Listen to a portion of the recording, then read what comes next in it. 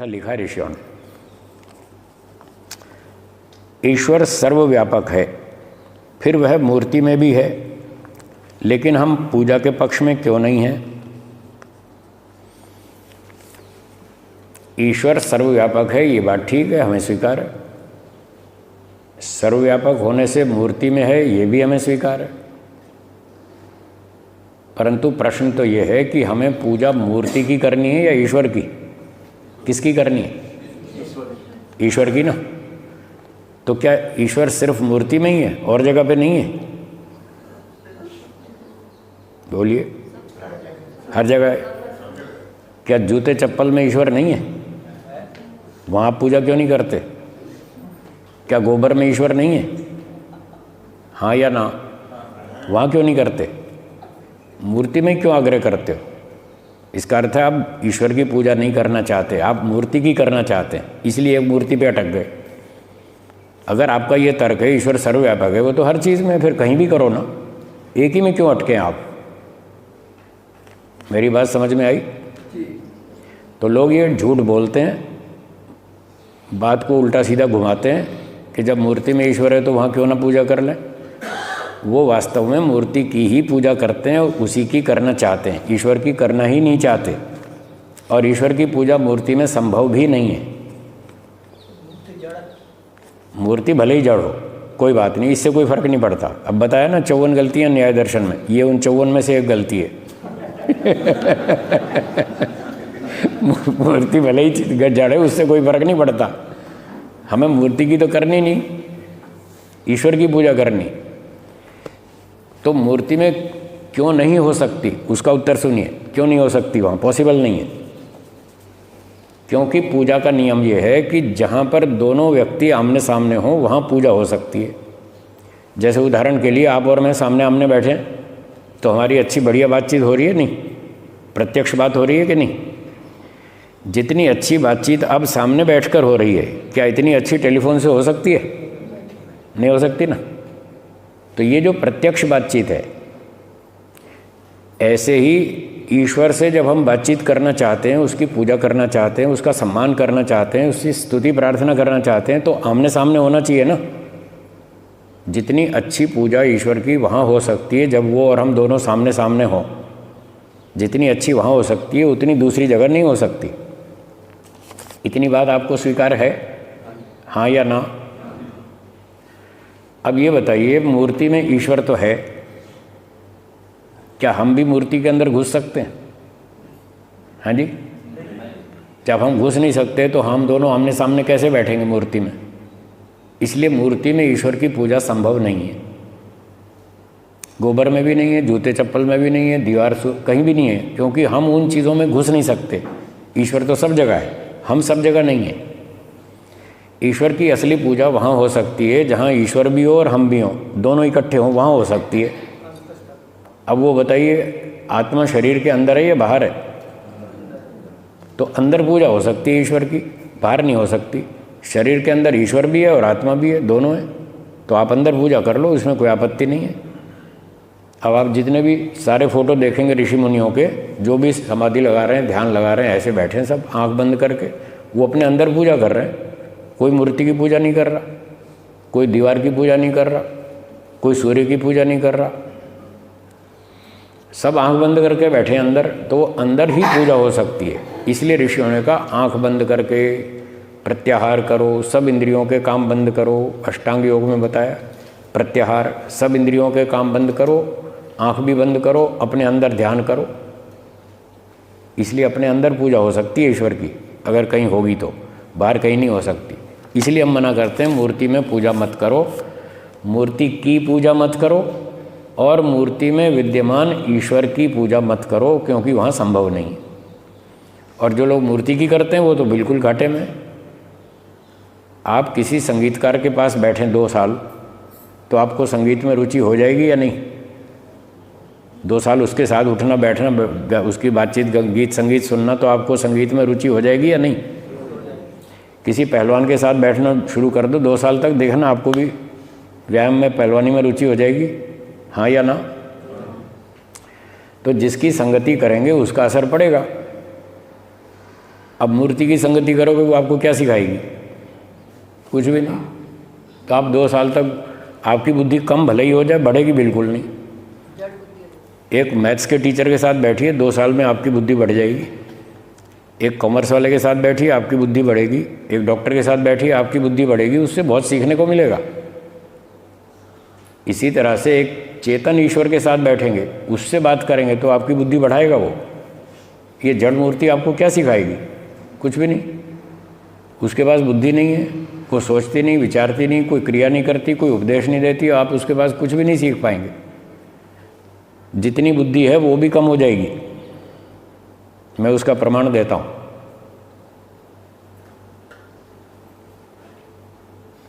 ये जो जड़ फोटो मूर्तियाँ हैं, लोग जिनकी पूजा कर रहे हैं, क्या ये फोटो मूर्ति कुछ खाती है? जो खाता नहीं, क्या उसको खिलाना चाहिए? फिर भी खिला रहे हैं। 30-30 साल से खिला रहे हैं, 40-40 साल से फिर भी खिला रहे हैं, जबकि एक दिन भी नहीं खाया उसने, फिर भी खिला रहे हैं। बताओ बुद्धि कम हुई कि नहीं हुई? बोलिए, कम हो गई ना। आपको कोई एक दिन नमस्ते करे तो आप जवाब देंगे, या आप किसी को नमस्ते करें, उसने जवाब दिया तो आप कहेंगे ठीक है, ये अच्छा आदमी है। दूसरे दिन फिर आपने नमस्ते की, उसने उत्तर दिया, आप कहेंगे हाँ ठीक है। अब एक व्यक्ति को आपने नमस्ते की, उसने कोई उत्तर नहीं दिया, उसका ध्यान कहीं और था, मान लो उसका ध्यान कहीं और था तो उसने जवाब नहीं दिया। तो आपने कहा भाई चलो कोई बात नहीं, इसका ध्यान कहीं और था, इसने देखा ही नहीं तो जवाब क्या देगा, कोई बात नहीं। अगले दिन आपने फिर उसको नमस्ते की, उस दिन भी उसने ध्यान नहीं दिया, कहीं और देख रहा था तो उसने कोई उत्तर नहीं दिया। तीसरे दिन आपने फिर नमस्ते की, उसने तीसरे दिन भी कोई जवाब नहीं दिया। अब शायद चौथे दिन तो आप हिम्मत नहीं करेंगे उसको नमस्ते करने की। आप कहेंगे 3 दिन हो गए नमस्ते करते हैं, कोई उत्तर तो देता नहीं, देखता नहीं, कोई ध्यान नहीं देता, कोई जवाब नहीं देता, छोड़ो ना इसको, क्या नमस्ते करनी। चौथे दिन आप छोड़ देंगे। अगर 3 दिन 4 दिन कोई व्यक्ति आपकी नमस्ते का उत्तर ना दे तो आप उसको नमस्ते करना बंद कर देते हैं, हाँ या ना? अगर उसको बंद कर दें तो ये बुद्धिमत्ता है या नहीं है ना? ठीक है ना, बुद्धिमत्ता की बात है। अब ये लोग 40-40 साल से मूर्ति को नमस्ते कर रहे हैं, उसने एक दिन भी उत्तर नहीं दिया और अब भी नमस्ते चालू है। बताओ बुद्धि है, खत्म हो गई? बोलिए, खत्म हो गई ना। इसलिए कह रहा हूँ मूर्ति की पूजा करोगे तो ये हाल होगा, आपकी बुद्धि खत्म हो जाएगी, जो बची खुची है वो भी डाउन हो जाएगी। ना वो नमस्ते का उत्तर देती है, ना वो खाती है, ना उसको ठंड लगती है। ये दिसंबर जनवरी में उसको कंबल रजाई उड़ाते हैं मूर्तियों को। बताओ बुद्धि कहाँ गई? गर्मी में एसी लगाते हैं, कूलर लगाते हैं, पंखे लगाते हैं मूर्तियों पे, हाँ या ना? हाँ, तो नहलाते हैं, धुलाते हैं, खिलाते हैं, कई तो दातुन मंजन भी रखते हैं साथ में। तो टॉयलेट की व्यवस्था नहीं करते, बाकी सब करते हैं, टॉयलेट की व्यवस्था नहीं करते, खिलाते पिलाते खूब हैं। आप बताओ बुद्धि से हो रहा है या बुद्धि खत्म हो रही है? ये जो सारा काम कर रहे हैं ये बुद्धिमत्तापूर्वक है क्या? हाँ या ना, कुछ तो बोलिए। क्या ये बुद्धिमत्तापूर्वक है? तो बताइए बुद्धि कम हुई कि नहीं हुई? इसलिए हम मना करते हैं मूर्ति की पूजा मत करो, बुद्धि जो बची खुची है वो भी खत्म हो जाएगी। उससे तो अच्छा है किसी बुद्धिमान के साथ बैठो, किसी विद्वान के पास बैठो, आधा घंटा रोज़ बैठो, आपकी बुद्धि बढ़ेगी, आपको 10 बात सीखने को मिलेगी। ठीक है, तो इसलिए मूर्ति पूजा नहीं करनी चाहिए और न मूर्ति में ईश्वर की पूजा करनी चाहिए, न वहाँ हो सकती। प्रश्न लिखा है कि कोई पौराणिक बंधु किसी को भी दान दे देता है, उसे उस दान का फल ईश्वर देता है या नहीं? तो वेदों में, शास्त्रों में लिखा है दान देना चाहिए, पर पात्र को देखकर देना चाहिए। बुद्धि पूर्वो ददाति ही, ये वैशेषिक दर्शन का सूत्र है। बुद्धि पूर्वो ददाति, वेद कुछ ऐसा है, ऐसा शब्द है। महर्षि कणाद जी कहते हैं वेद में जो दान देने का विधान है वो बुद्धिपूर्वक है। पात्र को देखकर दान देना चाहिए, हर एक को दान नहीं देना चाहिए। आपने आतंकवादी को दान दे दिया, वो जाके बंदूक खरीद के पब्लिक को मारेगा, बोलो आपको पाप लगेगा या नहीं? इसलिए सोच समझ के देना है। कोई बीड़ी सिगरेट पीता है, शराब पीता है, उसको दान नहीं देना। कोई सुल्फा गांजा पीता है, उसको नहीं देना। जो काम करता है, मेहनत करता है, पुरुषार्थी है, फिर भी उसको पैसे कम पड़ते हैं।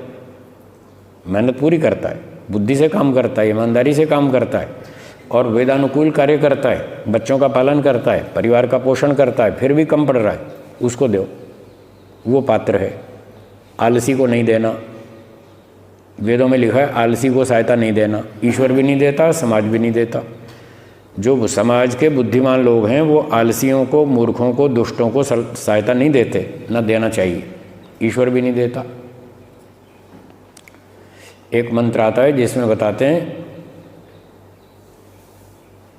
इच्छन्ति देवाः सुन्वन्तं न स्वप्नाय स्पृहयन्ति। जो पुरुषार्थी होता है, समाज के बुद्धिमान लोग और ईश्वर उसको सहायता देते हैं, उसको चाहते हैं। इच्छन्ति, उसको चाहते हैं ये अच्छा आदमी है, इसको मदद करो, इसको सहायता दो। स्वप्नाय न स्पृहयन्ति, आलसियों की परवाह, इच्छा नहीं करते वो, उनको अच्छा नहीं मानते, बेकार मानते हैं, उनकी सहायता भी नहीं करते, मदद भी नहीं करते। तो ये बुद्धिमान समाज का और ईश्वर का नियम है। इसलिए हर एक को दान नहीं देना चाहिए, पात्र की परीक्षा करके देना चाहिए। एक साधु बाबा आए पात्र लेकर, भिक्षाम देहि। माता जी ने खीर बनाई थी, बहुत 2 घंटा रबड़ी वाली, मजबूत, कस कस के, खूब घोट घोट के बढ़िया खीर बनाई। तो साधु बाबा ने कहा भिक्षाम देहि। उनके बर्तन में राख थी। तो अब माता जी को बर्तन पहले चेक करना चाहिए या ऐसे ही बिना देखे डाल देनी चाहिए? चेक करना चाहिए ना, बर्तन साफ है कि नहीं। तो माता जी ने देखा बर्तन में तो मिट्टी है, राख है। बोले लाओ स्वामी जी, पहले मैं बर्तन धो के आऊँगी, फिर खीर डालूँगी। स्वामी जी ने कहा डाल दो ना, ऐसे ही क्या फ़र्क पड़ रहा है? ऐसे कैसे डाल दूँ? 2 घंटे मेहनत की है, इतनी गर्मी भोगी है मैंने यहाँ रसोई में, तब जाके इतनी मेहनत से खीर बनाई है, ऐसे मिट्टी में डाल के ख़राब थोड़ी करनी। तो वो माता जी पहले बर्तन धोएगी, साफ़ करेगी, उसके बाद इतनी मेहनत से बनाई हुई खीर उसमें डालेगी। तो पहले पात्र की परीक्षा की या नहीं की? तो जो आप मेहनत से पैसे कमाते हैं, जैसे माता जी ने मेहनत से खीर बनाई तो शुद्ध बर्तन में डालेंगी। आप भी मेहनत से पैसे कमाते हैं तो अच्छे व्यक्ति को दो, खराब को दोगे तो आपके पैसे बेकार जाएंगे, आपकी मेहनत के पैसे बेकार जाएंगे और आपको दोष लगेगा, उसका दंड मिलेगा। इसलिए पात्र की परीक्षा करके दान देना चाहिए। दान देना चाहिए, ज़रूर देना चाहिए। वेदों में लिखा है, एक मंत्र में लिखा है, एक सन्यासी एक कंजूस सेठ के पास गया और उसको जाके खूब गालियाँ दी। तू नालायक है, तू दुष्ट है, तू अकेला खाता है, तू पाप खाता है, तू स्वार्थी है, न तू अपने घर परिवार को ठीक से रखता है, न योग्य पात्र को दान देता है, ये तेरा खाया हुआ तेरा सत्यानाश करेगा। उसको ऐसी ऐसी खूब सुनाई। तो इसका मतलब दान देना चाहिए, और जो पुरुषार्थी हो उसको देना चाहिए, मेहनती हो, ईमानदार हो, बुद्धिमान हो, उसको देना चाहिए। अगर योग्य पात्र को दान नहीं दिया तो भी दंड मिलेगा, जैसे ये सन्यासी उसको डांट रहा था। अगर योग्य पात्र को दान नहीं दिया, सहयोग नहीं दिया तो भी दंड मिलेगा, और खराब व्यक्ति को दान दिया तो भी दंड मिलेगा। इसलिए दान देना बहुत कठिन काम है, सोच समझ के करना चाहिए, परीक्षा करके देना चाहिए, चाहे जिसको नहीं देना चाहिए। हाँ जी, क्या पूछ रहे हैं?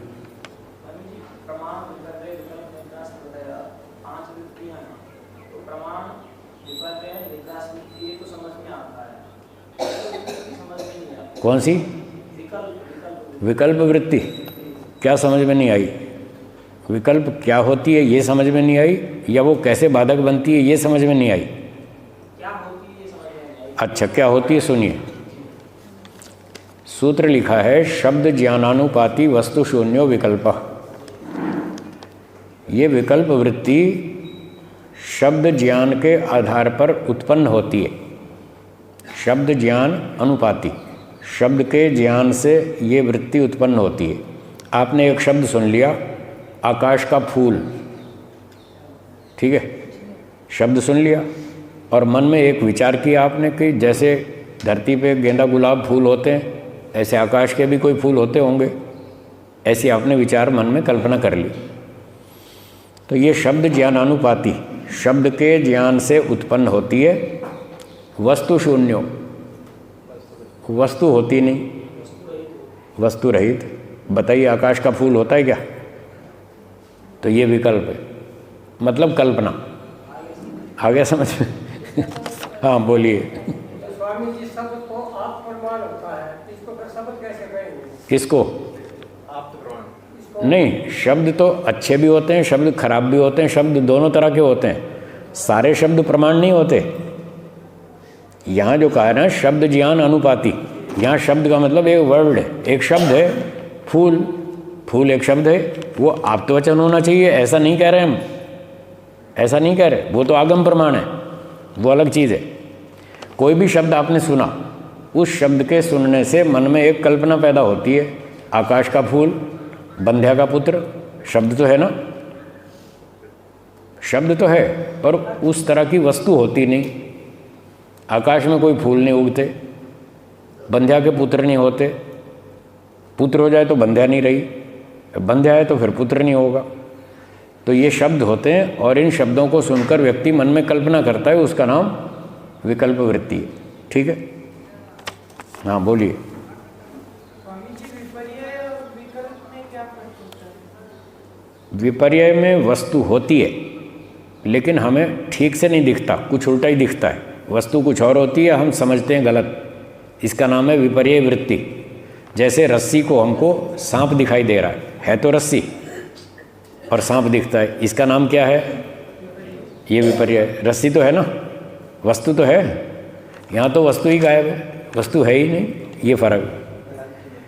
जब रस्सी दिखती है तो प्रमाण वृत्ति है, जो वस्तु जैसी है वैसी दिखती है, ठीक ठीक दिखती है तो प्रमाण वृत्ति। और जब वस्तु कुछ और है और हम समझते कुछ और हैं, गलत समझते हैं, वो विपर्य वृत्ति। और जब वस्तु होती ही नहीं और बिना ही वस्तु की कल्पना करते हैं, वो विकल्प वृत्ति। तीनों का अंतर समझ में आ गया? चलो हाँ बोलिए। भैया, सत्यार्थ प्रकाश की क्लास में नोट्स मुद्दा चल रहा, उसमें एक शब्द आया अंतःकरणोपाधि, वो कुछ स्पष्ट नहीं हो पाया, समझ नहीं हो पाया। ये वेदांतियों का मत है, अद्वैतवादियों का। उनकी बात में कोई सिर पैर नहीं है, कोई स्थिरता नहीं है। वो हर थोड़ी देर में बात को पलटते हैं, अपनी बात को तोड़ मरोड़ देते हैं, बदल देते हैं। तो वहाँ जो उनकी भाषा में जो शब्द है अंतःकरण उपाधि, तो उपाधि का अर्थ है एक वस्तु, और वो कौन सी वस्तु है? अंतःकरण। तो वहाँ अंतःकरण जो है मन आदि, उसका नाम है अंतःकरण उपाधि। तो वो क्या कहते हैं कि जब सर्वज्ञ ब्रह्म को अविद्या हो गई, अविद्या उसको लग गई, तो वो अपने आप को अविद्या के कारण जीव मान बैठा। था तो ब्रह्म, अब जीव की अपनी कोई अलग सत्ता नहीं है, ऐसा उनका विचार है। तो वो जो ब्रह्म भ्रांति में पड़कर खुद को जीव मानने लगा, उसके साथ अंतःकरण मन जोड़ दिया, ये है अंतःकरण उपाधि। तो कहीं तो ये जीव को मान लेंगे और कहीं जीव को उड़ा देंगे। काल्पनिक है, ये सब काल्पनिक है, उनका सारा शब्द जाल है और कुछ नहीं। उनकी बात में कोई स्थिरता नहीं है। एक बात को मान के चले तो आगे अंत तक वो टिके रहें उस बात पर, टिकते नहीं, वो पलटी मारते हैं, बात बदल देते हैं। हाँ वो गड़बड़ है। एक स्वामी सज्जन कह रहे थे कि उपाधि से मतलब जैसे डिग्रियाँ होती हैं। हाँ उपाधि से वहाँ डिग्री नहीं है, ना ना ना, उपाधि का अर्थ डिग्री नहीं है। उपाधि का अर्थ है वस्तु, बाह्य वस्तु, आत्मा से भिन्न वस्तु, मन। वहाँ मन का नाम उपाधि है। कहीं वो शरीर को उपाधि कहते हैं, कहीं मन को उपाधि कहते हैं। उपाधि का मतलब आत्मा से भिन्न वस्तु जो उसके साथ कनेक्ट हो गई, उसका नाम है उपाधि। ठीक है, एक आखिरी सवाल है, समय भी समाप्ति की ओर है, इसको पढ़ देता हूँ। वैदिक कर्मफल एवं पुनर्जन्म का सिद्धांत सार्वभौमिक एवं सार्वकालिक है। यह सिद्धांत अन्य मतावलंबियों जैसे ईसाई और म्लेच्छों पर भी लागू होता है क्या? जी हाँ, उनका राजा भी ईश्वर है, हमारा राजा भी ईश्वर है, सारी दुनिया का मालिक एक है। आपने ट्रकों पे पीछे देखा होगा लिखे हुए, सबका मालिक एक, देखा है ना? तो मालिक तो सबका एक ही है। अगर हम पर वो कानून लागू होता है तो उन पर भी लागू होता है। हम वेदों को पढ़ते हैं, वो पढ़ते नहीं, वो उनकी मर्जी है, कानून तो सब पर लागू होता है। हिंदू समाज और अन्य मतावलंबियों द्वारा वैदिक कर्मफल सिद्धांत के विरोध में आचरण होने के बाद भी हम पाते हैं कि विगत युगों में पृथ्वी पर मानव की जनसंख्या में अभूतपूर्व वृद्धि हुई है। अच्छे कर्मों के फलस्वरूप मिलने वाली मानव योनि और बढ़ते अनाचारों के उपरांत भी मानव जनसंख्या की उत्तरोत्तर वृद्धि को कर्मफल सिद्धांत के आधार पर कैसे समझें। ये विषय थोड़ा सा कठिन है, आप समझने का प्रयास करेंगे तो आ जाएगा समझ में। कठिन है, इस पर चिंतन करना पड़ेगा आपको, कुछ लंबे समय तक चिंतन करें। ये कर्मफल का विषय बहुत कठिन है। वर्षों तक हमने देखा अच्छे अच्छे विद्वान पंडित लोग जो 30-30, 40-40 साल से प्रचार कर रहे हैं, वो खुद भ्रांति में अभी तक, उनको भी ये कर्मफल विषय समझ में नहीं आया, बहुत कठिन है। चलो फिर भी मैं प्रयास करता हूँ। सत्यार्थ प्रकाश के 9वें समोल्लास में ये कर्मफल का विषय लिखा है, वहाँ से बोल रहा हूँ, उसके आधार पर। वहाँ पर 3 नियम लिखे हैं। पहला नियम लिखा है कि जब कोई मनुष्य अपने जीवन में 50% अच्छे कर्म करता है और 50% बुरे, ठीक है, समान, इक्वल, तो उसको अगला जन्म सामान्य मनुष्य का मिलता है। 4th क्लास फैमिली, सामान्य मनुष्य, 4th क्लास फैमिली, मजदूर, चपरासी, पटेवाला, ऐसे घर में जन्म मिलता है। ये पहला नियम। दूसरा, अगर कोई व्यक्ति पूरे जीवन में पुण्य कर्म अधिक करता है, 50 से अधिक, 60, 65, 70, 80, तो पुण्य अधिक होने से उसको अच्छे ऊंचे विद्वान, धनवान, बुद्धिमान, ईश्वर भक्त, ईमानदार, चरित्रवान, देशभक्त, बढ़िया परिवार में उसको जन्म मिलता है। ये दूसरा नियम। तीसरा नियम, यदि कोई व्यक्ति अपने पूरे जीवन में बुरे कर्म 50% से अधिक करता है, 60, 65, 70, 80 पाप करता है और पुण्य कम करता है, तो वहाँ लिखा है फिर उसको पशु पक्षी नीच योनियों में जाना पड़ता है, उसको फिर अन्य योनियों में दंड भोगना पड़ता है।